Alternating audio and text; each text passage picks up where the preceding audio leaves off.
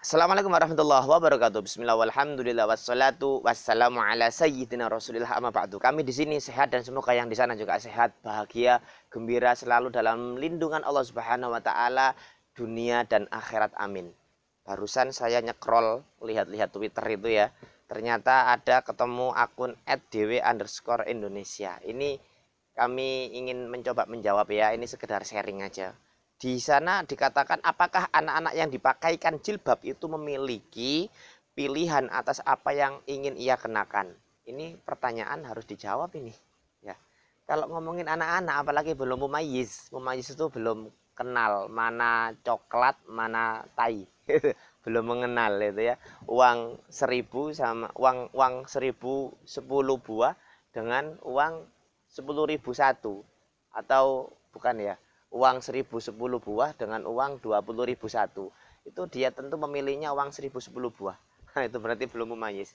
Lah, kalau ngomongin anak belum mumayyiz itu dia punya keinginan hasrat atau tidak ya, tentu ya bisa jadi iya, bisa jadi enggak.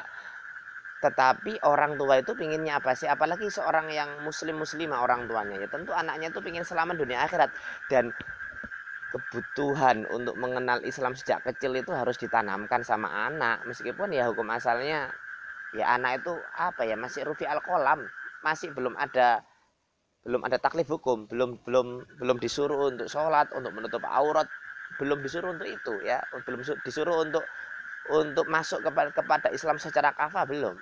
Tetapi menjadi ancang-ancang, ibarat orang mau lompat itu, maka dia dia cari pijakan dulu, dia cari start yang cukup jauh agar dia bisa lari, dia bisa lompat dengan jauh lebih tinggi. Itu kira-kira yang disiapkan oleh orang tua kepada anak-anaknya. Jangankan masih kecil, bahkan sebelum bayi pun, sebelum lahir pun, di dalam kandungan itu sudah ditiup-tiup Pak, dibacain surat Yusuf, surat Maryam, agar kalau laki-laki sengganteng Nabi Yusuf ya kan, dibacakan surat Maryam agar bisa terjaga seperti Bunda Maryam, begitu kan.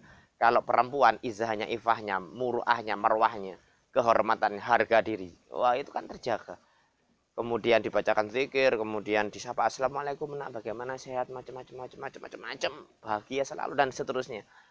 Dan bahkan jangankan pendidikan Islam itu diberikan sejak di kandungan, jauh lebih dari itu. Sebelum memilih pasangan hidup, dipilihlah pasangan. Oh, bibit bebet bobot, agamanya, kemudian akhlaknya yang paling penting, kemudian belakangnya ini orang tuanya, mbak-mbaknya ini siapa, itu harus penting. Itu sangat penting untuk diketahui. Kenapa? Karena bagi laki-laki, perempuan ini akan menjadi dari anak calon dari ibunya anak-anakku. Bagi perempuan, si laki-laki ini akan menjadi calon suamiku dan calon bapaknya anak-anakku. Bibitnya ini dari si laki-laki ini. Maka ya harus mati-matian berusaha tanya sini, tanya situ, agamanya bagaimana, akhlaknya bagaimana, benar atau tidak, gitu kan. Lah, kemudian sebelum dari itu juga dianya punya apa ya? Punya usaha maksimal untuk menjadi pribadi yang baik, pribadi yang akhlaknya mulia, pribadi yang ilmu agamanya pinter, pribadi yang dia mempunyai komitmen, mempunyai keinginan yang kuat untuk menjalankan Islam dengan sepenuh hati. Lah, baru setelah itu memilih calon suami, kemudian akad nikah dengan syar'i, kemudian melaksanakan rumah tangga dengan baik, hingga akhirnya meminta, ya Allah tolong berikan kami anak yang soleh soleha, yang bisa menjadi penyelamat kami di dunia dan akhirat, bisa mengangkat harkat derajat kami orang tua di dunia dan di akhirat, bisa menjadi penolong agamamu ya Allah, bisa menjadi penegak risalah Rasulmu ya Allah, bisa menjadi pejuang syariatmu yang terpercaya ya Allah, bisa menjadi pembela Islam yang terpercaya. Begitu doanya orang tua, hingga akhirnya lahirlah ya kan. Kemudian si istrinya hamil, senang sekali. Wah, itu tadi ya, riungan, selamatan, membaca doa macam-macam. Lahir, ditiupkan diucapkan 2 kalimat syahadat, kemudian azan, diikomati. Setelah itu ya sebelum dia bisa ngomong itu sudah ditonton kalimat thayyibah, sudah diomong, digini-giniin, a'udzubillahi minasyaitonir rajim,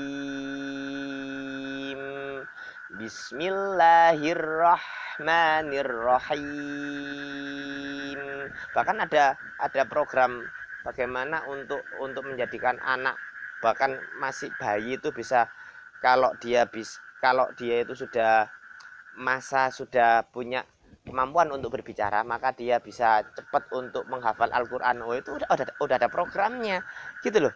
Jadi kembali ke yang ditanyakan si akun Dewi tadi, si akun Dewi Indonesia, dia merasa dipaksakan atau tidak, ya wallahu alam. Tetapi yang ingin saya sampaikan ini adalah tugas orang tua. Kalau memang anak itu dari kecil sudah ditanamkan, sudah dikenalkan, sudah diajarkan ajaran Islam yang agung, ajaran Islam yang mulia, maka ketika dewasa gampang, Mbak, untuk bengkokin atau ngelurusin. Kalau bengkok itu ya, kalau kalau enggak sih, bukan bengkokin, kalau misalkan bengkok dilurusin sejak kecil kan enak, gampang. Tapi kalau sudah gede bengkok susah gitu loh. Jadi ini penting, jangan sampai kemudian kita tuh membiarkan itu kan disampaikan begini, kata psikolog yang dari feminis Indonesia atau seperti itu, dua orang itu. Jadi anak itu berikan kebebasan yang pure, kebebasan yang total gitu loh. Mau jadi apa dia dengan keadaan bagaimanapun, untuk memilih teman juga silakan bebas. Kemudian diarahkannya ketika mau dewasa. Telat, SMP SMA baru diarahkan telat.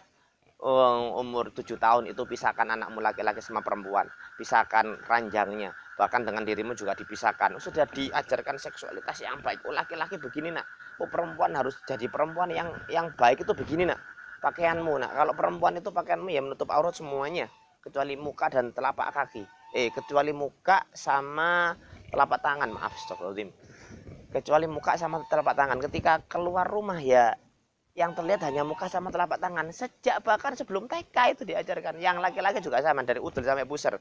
Kalau bisa yang rapi, jangan sampai kelihatan pahanya. Itu sejak kecil, Pak. Bahkan anak saya sejak kecil pun umur 2 tahun, 3 tahun udah saya ajarkan untuk memakai imamah. Anak saya yang umur 3 bulan, mau 4 bulan. Mau 5 bulan. Besok katanya 5 bulan apa? Kata ibunya. Sekitar 5 bulanan itu sudah diajari kalau keluar rumah pakai kerudung gitu tuh. Apakah anak saya dipaksakan? Ya bisa jadi dipaksakan sama orang tuanya, tapi anak itu kan ya apa kata orang tua, ketika kan anak itu kalau masih kecil itu ya harus benar-benar, nak ini benar, ini nggak boleh, ini begini, ini begini, biar enak. Lah kalau misalkan dibiarkan bebas, ya kalau anakmu bergaulnya sama kambing, akhirnya ya nggak pakai baju kayak kambing lah, mau tuh seperti itu. Bergaul sama sapi akhirnya juga mo akhirnya. Nak sholat emo, nak puasa emo, nak baca Quran emo. Karena apa? Bergaulnya sama sapi, mau seperti itu?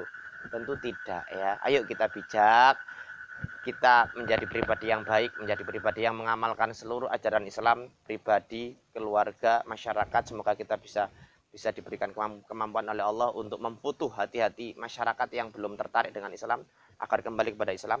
Yang Islam semoga segera semakin mencintai Islam, yang belum Islam semoga dapat hidayah dari Allah Subhanahu wa taala, dan semoga kita bisa menjadi pribadi-pribadi yang bisa menjadi bagian dari perubahan dunia ini, perubahan menuju syariat Allah tentunya. Dan jangan istilahnya nggak ditanggapi itu, khawatirnya nanti tambah bikin sesuatu yang aneh-aneh, ditanggapi juga ya sewajarnya seperti ini. Semoga ada guna dan manfaatnya, dan semoga anak-anak kita diberikan anak-anak yang soleh-soleha, yang istiqomah untuk mendalami Islam, menjalani Islam sejak kecil diajarkan.